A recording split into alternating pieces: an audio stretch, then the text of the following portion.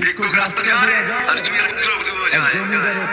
একজন সামনের দিকে আসতেছে, একজন সামনের দিকে যাইতেছে, দুইজনের ক্রসিং এর সময় ভিক্ষুকের গায়ের কাদা জমিদারের পুত্রবধূর গায়ে লেগে গেছে। সে দুনিয়া আন্ধার করে ফেলেছে, স্বামীকে ঢাকা নিয়ে আসছে, বলছে ভিক্ষুক আমার কাপড় নষ্ট করে দিছে। সে শুধু ভিক্ষুক ছিল না, বৃদ্ধ ছিল। বৃদ্ধ ছিল না, শুধু জীর্ণ ছিল, শীর্ণ ছিল, শরীরে কাপড় ছিল না, ফাটা চিরা কাপড় ছিল, পায়ে জুতা ছিল না, পেটে ভাত ছিল না। জমিদারের পুত্র সইতে পারে না, যৌবনী শক্তি সহায়তা সহায় কি করে তার স্ত্রীর গায়ে ভিক্ষুকের কাদা, সমগ্র শক্তিকে হাতে জমা করে একত্র করে বৃদ্ধের কাঁধে বসায়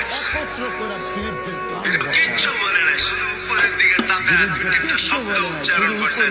শব্দগুলা হলো ইয়া আল্লাহ, শব্দগুলা হলো ইয়া আল্লাহ।